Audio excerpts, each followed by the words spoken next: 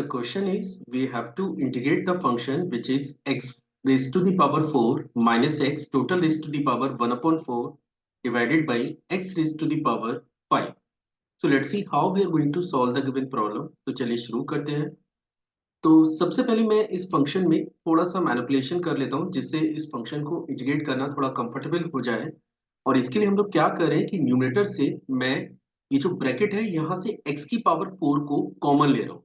और इनकेस अगर मैं x की पावर 4 को ब्रैकेट से बाहर करता हूँ तो आप देख सकते हैं कि 1/4 पावर भी इस पे रेज करना पड़ेगा। और ब्रैकेट में जो आपको मिलेगा that is 1 minus x upon x raise to the power 4 total raised to the power 1 upon 4 dx and divided by that is x raised to the power 5। तो चलिए अब इसको थोड़ा सा और मैनिपुलेट कर लेते हैं। तो आप देख सकते हैं कि जो फर्स्ट टर्म है ये जो x power 4 total raised to the power 1/4 है, आप इसे सिंपली x से रिप्लेस कर सकते हैं। और सेकंड टर्म आपको मिलेगा 1 minus 1 upon x raised to the power 3 total raised to the power 1 upon 4 dx and divided by x raised to the power 5। In the next step what we are going to do, हम लोग इसे लिख सकते हैं 1 minus 1 upon x raised to the power 3 total raised to the power 1 upon 4 and divided by x raised to the power 4 into dx के। और अब आप यहाँ पे देख सकते हैं कि ये फंक्शन अब थोड़ा सा कंफर्टेबल फॉर्मेट में आ चुका है।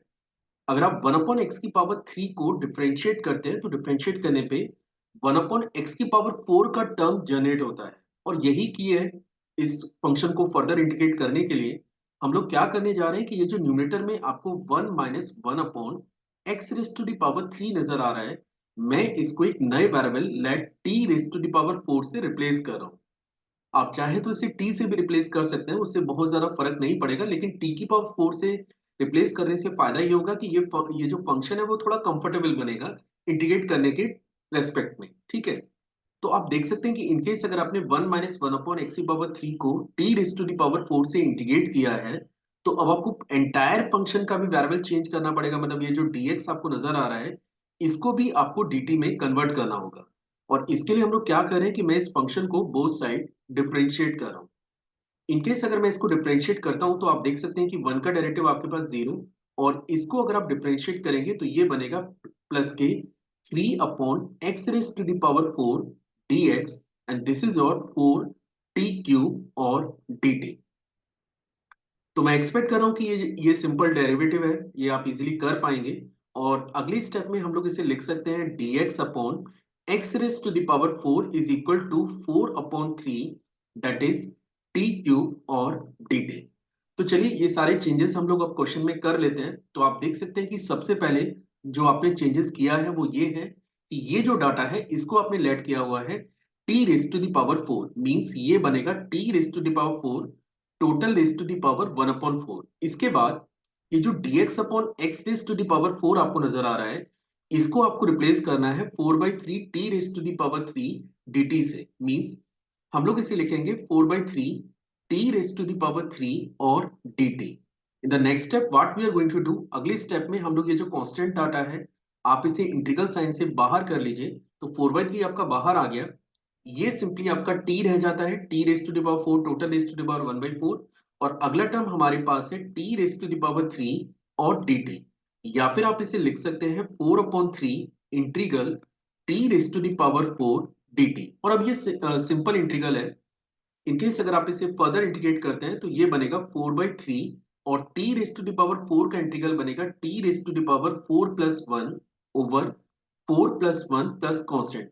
We have used the concept that x raise to the power n dx का इंटीग्रल हमारे पास होता है x raise to the power n plus 1 over n plus 1 plus c when n is not equal to -1।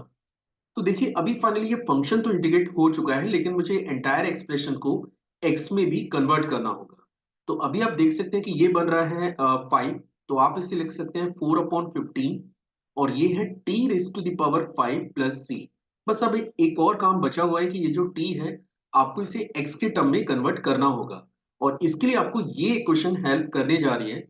तो आप देख सकते हैं कि आपके पास 1 minus 1 upon x raise to the power 3 को आपने रिप्लेस किया हुआ था t raise to the power 4 से।